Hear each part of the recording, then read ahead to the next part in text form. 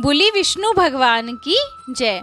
तो आइए आज हम सुनेंगे कार्तिक के अंतिम 5 दिनों में सुने जाने वाली कहानी। तो चलिए शुरू करते हैं। एक बूढ़ा था, उसकी 7 बहुएं थी।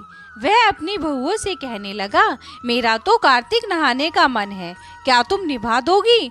6 बहुओं ने मना कर दिया। तब बड़ी बहू ने कहा, पिताजी मैं निभा दूंगी, आप यहाँ पर आकर कार्तिक नहा लेना।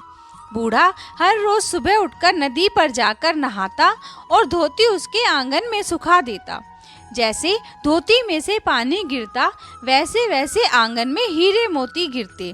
यह देखकर 6 बहुएं कहने लगी, पिताजी आप हमारे यहाँ नहा लेना। जब बूढ़ा कहने लगा कि ठीक है, मुझे तो नहाना है, सो मैं तुम्हारे यहाँ नहा लूंगा, तब अगली सुबह बूढ़े बाबा ने नहाकर धोती उसके आंगन में सुखाई। वहाँ हीरे मोती नहीं गिरे।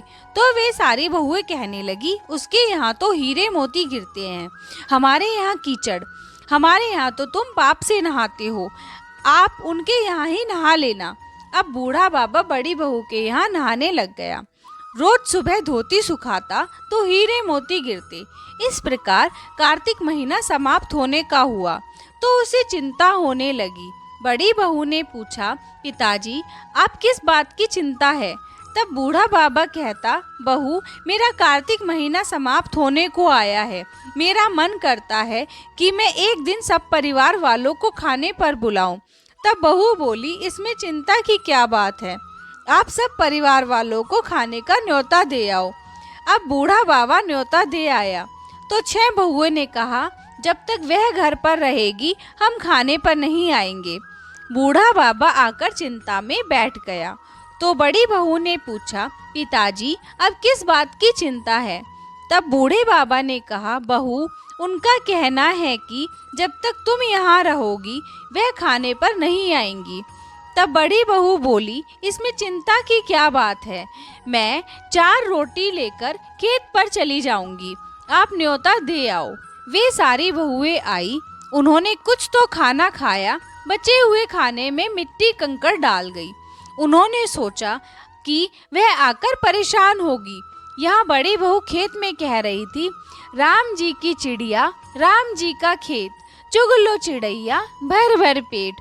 मेरे ससुर ने घर में ये जगह दी है, मैंने खेत में। इस प्रकार वह चिड़िया को बाजरी डालकर घर पर आई। तब बूढ़ा बाबा उदास बैठा हुआ था। वह बोली, पिताजी क्या हुआ, आप उदास क्यों हो? वह कहने लगा, बेटी तुम्हारी देवरानी जेठानी आई थी, उन्होंने खूब खाया पिया, बचे हुए में मिट्टी कंकड़ डाल गई, तुम्हारे लिए कुछ नहीं बचा। तब वह बोली, कोई बात नहीं पिताजी, मेरा क्या है, मैं तो 4 रोटी फिर बनाकर खा लूंगी, बाकी सब तो ठीक ठाक निपट गया। वह बोला, हाँ बाकी सब तो बहुत अच्छे से निपट गया, कुछ कम नहीं पड़ा। बहू अंदर गई तो जाकर देखती है, जिस खाने में वह मिट्टी कंकड़ डाल गई थी उसमें हीरे मोती बिखरे पड़े और घर महल हो गया है। सारा घर धन दौलत से भर गया है, अन्न के भंडार भर गए हैं। तब उसने ससुर से कहा, पिताजी आप तो कह रहे थे कि तुम्हारे लिए कुछ नहीं है, मेरा घर तो हीरे मोतियों से भर गया है, जहाँ देखूं वहाँ धन दौलत की वर्षा हो रही है, अन्न के भंडार भर गए हैं, घर महल बन गया है। बूढ़े बाबा ने कहा, बेटी तुमने कार्तिक सत्य से निभाया था, उन्होंने पाप से, कार्तिक देवता तुम पर प्रसन्न हुए, सो उनकी कृपा से तुम्हारा घर भर गया है। जैसे कार्तिक देवता उस पर बरसे वैसे सब पर बरसे।